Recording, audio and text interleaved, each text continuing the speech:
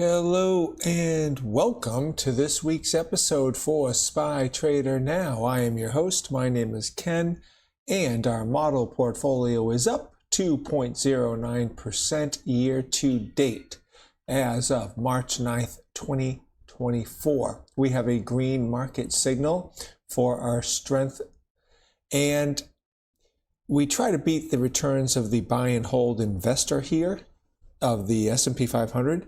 Their portfolio is up 7.66% year to date, so we are not accomplishing our goal, and we are going to work hard to make that happen this calendar year. Here are some past returns for the model portfolio, and last week the S&P 500 lost 0.22%. Now, these are weekly candlesticks in this chart here. You can see the uptrend right here. This last candle right there is what's called a doji. The reason why it's called a doji is because it has a long wick and a long tail and a small body. Well, that represents indecision, and it happened right at the highs. So it is possible that we are going to now come down a little bit. Unknown exactly how much. We'll see what the next week's candle looks like. But if next week's candle breaks last week's candle and closes below here, that's going to be taking us outside of this trend line here and starting us on a new trajectory going towards some level of support. So we're going to be watching that. Last week we made no trades in the model portfolio. Here are the trades we've made in 2024. We have 3 open positions right now. Here is the equity curve for the model portfolio for 2024 year to date. Here is the equity curve of the buy and hold investor for 2024 year to date. And here are the 2 equity curves combined. Now, so we need to compare our model portfolio in blue against the benchmark portfolio of the S&P 500 buy and hold investor. And we need to plot this so we can determine how well we are doing against that portfolio. So we know that we're not beating that portfolio, which is our goal here. They've had a really great run, 8%, a whole year's worth of returns for an index over a few months. So there is an expectation that their portfolio will come down. Ours will hopefully kind of stay flat during that time, and then we're going to come up because we're going to be making some money because we have a in the money covered call right now. That in the money covered call will become more profitable if the market drops. Here is the Fed Chair Jerome Powell, and the next announcement will be on March 20th. So we'll see what happens. As we get closer to the election in November, his hands will be tied. He will not be able to do anything. The expectation is that he will not do anything, at least the 3 cycles or 4 cycles getting closer to that announcements getting closer to that election. Now we are looking at things from the presidential election cycle theory, which states, depending upon the year of the election, you have historical rates of return for the S&P 500 and for the NASDAQ 100. President Joe Biden is in the 4th year of his term. Historically, that averages a 6.7% return for the S&P 500. We are currently up 7.66%. We've already met the whole year's gains in the historical average for a presidential election 4th year term. Now we're looking at things from the bond market. And the bond market is pretty smart. They're saying stay out of the stock market because we have an inverted yield curve and we have rising interest rates. So to be concerned. It'll be fascinating to see when we get back to a normalized yield curve. We've been in an inverted yield curve for quite some time. There is Warren Buffett, the Oracle of Omaha. And here is CNN Business Fear and Greed Index. We're currently in greed at 71. That has come down from extreme greed last week. Now we are looking at things from a seasonality outlook. Going back 20 years, we're currently in the month of March. There's a 75% probability that we're going to close higher than when we opened. Currently, the month of March is up 0.72%. You can see that we're just slightly green on this candle. So we'll see if this month turns out positive, but there's a 75% probability that it will. So, and then next month is even stronger at 84%, and then we taper down off of after that. Now we are looking at a 20-year monthly chart of the S&P 500, and we are in bullish conditions because we are above this support line. We are above this line right here as well. We're traveling north. The MACD is positive. Slow stow is up here above 80. All these things are all positive from a long-term outlook. Nothing to be concerned about on the long-term horizon at this juncture. Now this is a intermediate term outlook, 5-year weekly candlestick chart. You can see that doji candle that I talked about earlier in the thumbnail pretty clearly right here. Now this is a short-term 6-month daily candlestick chart. And here I've drawn in the trend lines for the support and resistance, and we are in an upward trading channel. I'm going to keep my long call as long as we are in this channel. If we start to break down out of this channel, I'm going to sell that long call. Also, I've got Fibonacci retracements put into this chart, grabbing it from the bottom lows here in November of last year and taking us to where we're at today, which is just an unbelievable, steady, solid, straight run up. The 38 and 61.8, these are normal areas for the market to correct to, find support, and then continue on. Find support and then continue on. Now, at the 50% mark, that is 461. I want you to remember 461 and 460, because I'm going to show you another chart later on where those numbers are going to come into play. Okay, now, this is a risk-on indicator chart. It's a ratio chart of the NASDAQ 100 to the S&P 500. And we've been trending along here and staying inside of this channel for quite some time. This has been a support line for quite some time. We are currently at that support line, just slightly below it. If we continue to go down, and if we do not find support at this previous low, that is going to be a really good indication that the market is going to what's called a risk off. And when it goes to risk off, that means all indexes in general, all stocks indexes, generally speaking, are going to want to come down and be, they're going to lose money, basically. So that is something that we want to kind of keep an eye on to see if we're going to hold this support or this support level here and then come up and then still kind of ride this gravy train. If we start breaking down, this is going to show signs of weakness in the market and in other places, and then we'll know that we need to be more defensive in our trading. Now we are looking at the ratio chart of the equally weighted to the normally weighted S&P 500. That's this black and red line.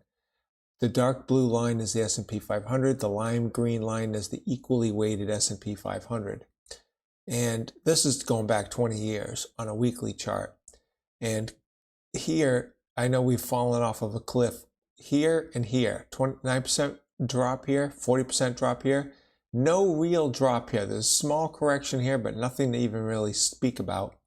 So are we going to have this thing falling off of a cliff? I don't know. It's just something I'm cautious of, because it happened twice when the ratio chart fell off of a cliff, twice in the past 20 years. When the ratio chart fell off of a cliff, the S&P 500 continued to advance this entire time. So it did something unprecedented compared to previous. So it's got me a little concerned here, what's going to happen with the S&P 500. But right now the MACD is right at the signal line. It hasn't crossed above it yet, but it's right at it. And the slow stochastics is above its signal line from a low area wanting to come up. And on the ratio chart, you're at a low area ready to come up. That means that the market, when this chart rather is going up, that means that the broad market, generally speaking, is beginning to outperform the narrow cap weighted S&P 500. And that is just a stronger stock market. So we want to watch to see how this ratio chart plays out. Now we're looking at the VIX volatility or fear index, and we have three ranges: the ultra low range, the low range, and then this upper range here. Right now we're trending along here, and here this is such a identifiable trend. I put in the support and resistance lines, and the market seems to, it's okay with it staying in this lines and advancing. The market this is the S&P 500 in dark blue. The S&P 500 will continue to advance as long as we're in here. If we start coming up and shooting up like this, here you can see the S&P 500 in dark blue came and corrected down from here down here as we shot up into this low range and then bounced around a little bit and then shot up even higher. The market kind of went sideways to down during this entire time frame here. Okay, now we are looking at the Thinkorswim platform, 5-year weekly chart with standard deviations, +2, -2 in gold, +1, -1 in pink, regression 50% line in dashed green. This is the 50 period moving average in blue, and the black is 200 period moving average. And this is the old high, and we took that out. And this dark green line here is about a 10% correction, which is about 459.02 or 460. Remember that 460 number I was telling you to remember on the Fibonacci retracement chart? Well, that was the 50% Fibonacci retracement. That's this dashed green line, this solid green line right here. And that would equate to a 10% correction. If we come down to here, and it seems plausible that that's going to happen in this calendar year, if we come down to here to the 460 level, it would be a perfect time for me to close out my in-the-money covered call, and then ride that S&P 500 when it finds support and then comes back up, and then possibly take on some more long calls at that time. So we'll see how the portfolio does, but that number there, that's the magic number or thereabouts that I'm kind of looking for something of a pullback and then finding support and then continuing on this gravy train. That's where my head is at. Mentally speaking. Now we're looking at the same chart, but instead of going back 5 years, it's only going back 1 year, and it's a daily chart instead of a weekly chart. Now here on standard deviations, you're at the 0.9 because the +1 is the pink.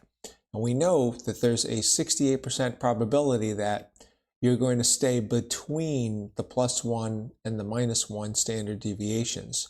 So limited upside here where you're going to start to find some type of a ceiling and then either go sideways to down. Now we're looking at the same chart, except instead of going back 1 year, it's going back 6 months. Here you're at the 0.2 standard deviations. You can see we're just above the regression line there, and I've got my sell points and my buy points here.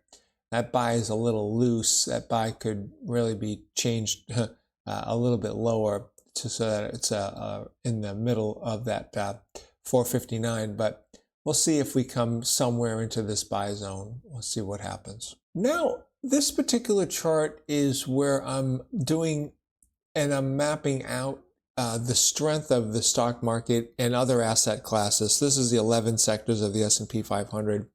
And here is how I derive at these numbers right here. I'm looking at slopes. I'm determining how much slope we have in the 50-day moving average, slope of the standard deviation line, and are we trending above or below the 50-day simple moving average? And then I get myself a score, total all those up, and then we compare ourselves against last week.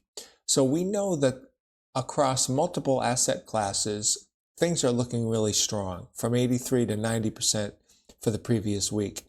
And for the 11 sectors of the S&P 500, we went from 88 to 94. This is all strong. So this is all telling me we should be staying the course currently with our positions and not selling and not going short. Now we are looking at a 1-year chart of the 10-year Treasury bond yields. Here we have support this green line is resistance. We broke above it, but now we've broken down below it. So now it's going to act as a resistance line. And now we are trading between this support and resistance line, and the market will continue to advance in that range. The MACD is coming down. Slow stow is already below 20. So all these things are kind of telling me that the stock market is going to continue to go up to sideways at least. Okay, I just gave you guys a complete video with a ton of information. Now comes our critical thinking. What are we going to do with that information? Well, as of March 9th, 2024, the market summation, according to me, your friendly host Ken with SPY Trader Now, I say the market strength has been strong. I have been too conservative. And I have FOMO, which is fear of missing out. But my discipline will have me stay the course with my positions because I don't want to go chasing this market. And I don't want to add another long call. I was considering adding another long call, but I think that we're closer to the top than we are towards anything else. So, but I know I've been saying that like a broken record for quite some time, and this market has been strong. So I'm making some returns, but I understand that, 2% isn't much compared to 7%. So that's not my goal here. So I gotta get in line, but I want at the same point in time, the number one rule is to preserve your capital. So we want to protect our capital before anything else. So I don't want to go too crazy with investments, with how strong I put positions on. So that's why I'm currently positioned the way that I am. I hope you've got some valuable information out of this video. If you have not done so already, hit that subscribe button down to watch this portfolio to see how well we can do throughout this calendar year 2024. Ring that bell so you will be notified when I post a new video. And do me a solid and smash that like button down for me right now. I thank you and I wish you good trading.